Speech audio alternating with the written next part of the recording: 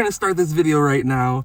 I didn't even tell them we were going to start it, but it's Quantumania. We're seeing it right now. We're about to go in, but let's give a couple of our preliminary thoughts. What do we think we're going to see? Is Paul Rudd going to be awesome like he always is? Paul Rudd's going to be awesome. The whole movie's going to be awesome. We're going to see Kang. Kang's going to be the next big bad. MODOK. I don't know what to expect from that. That's the dope part about this, is we get Jonathan Majors as Kang right now, and then next month we get Jonathan Majors in Creed 3, and I'm so excited about Creed 3, but... I'm honestly excited to see some of these new characters pop up on the screen. I mean, it's been one of the more anticipated films for me as far as Marvel goes for quite a while, so I'm excited. Yeah, I mean, there's a lot of people that are kind of mixed on Marvel right now. I think Black Panther 2 was really awesome. Thor Love and Thunder has some hit and miss stuff, but we're all pretty big Marvel fans, them much more in the comics than I am, but we're pretty excited, so let's go in there and check it out, and we will see you afterwards. Yay. 3 hours later. Well, welcome back, and we just got out of seeing Ant-Man and the Wasp, Quantumania, and we liked it. Didn't love it. It's not my favorite Marvel movie. I can't speak for those two, but I enjoyed it. I think some of the CG looked really good, and some of it, when it wasn't completely CG and there were people mixed in, it didn't look as great, but what are your thoughts on it, Coda?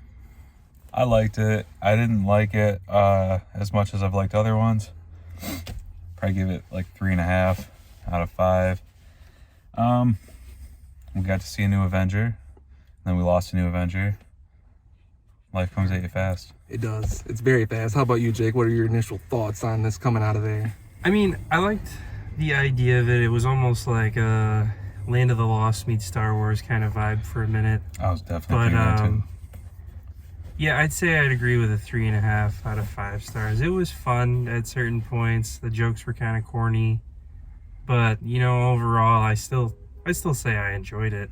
Just wasn't a top tier Marvel film for me. The comedy is definitely a bit more than your normal corny comedy that you get in almost every Marvel movie. But when Paul Rudd's delivering it, it's pretty good. But when other people are doing it, it feels a bit forced. Like some of Michael Douglas's jokes didn't feel very authentic whatsoever. It felt like someone wrote them for him and he just read it right off the script and no emotion whatsoever.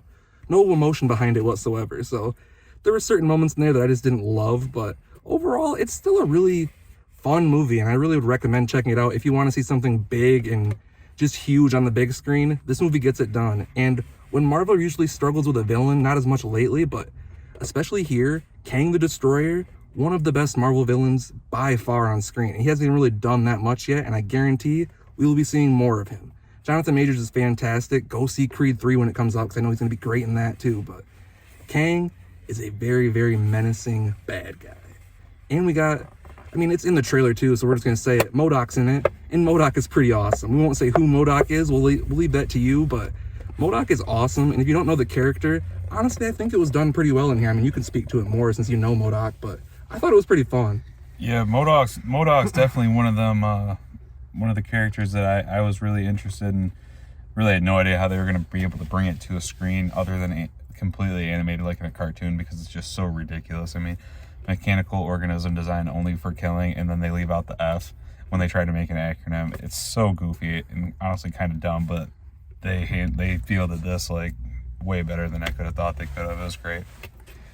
Yeah, and kind of like what Jake was saying too, there are moments in here that they definitely almost feel like they may have taken from Star Wars, and it has all those kind of like we were saying, cheesy comedy and those big emotional action scenes. They're all really present here, and yeah, 90% of it is CG because we're in the quantum realm, but that's kind of the fun of it. We don't have a movie like this that much in the MCU, in my opinion. Like, the thing we can kind of compare it to the most, I would say, is Guardians, just because those are obviously off-world too, but I think this one is honestly, I would put it around a 3 to a 3.5. I wouldn't go higher than that, but it's not the worst in the MCU, but it's definitely not the top tier like a lot of people are probably comparing it to. And that's one thing I want to say too before I end this. I think a lot of people have their expectations set at Infinity War still for Marvel movies, and that's why it's getting kind of these low ratings, but I don't think it deserves a 50% on Rotten Tomatoes whatsoever. No. It's a well-rounded movie. 72. It gets the job done. It's not perfect, like I said. There are many things that could probably be fixed, and if Edgar Wright was still in the director's chair, I think this would have been a really, really cool movie. But still, 3.5 out of 5, I think is a solid one. That's all of our rankings together. So what do you think at home? Please let us know in the comments, and we will see you next time. Maybe even at the movies. Because Baskin-Robbins, they always remember.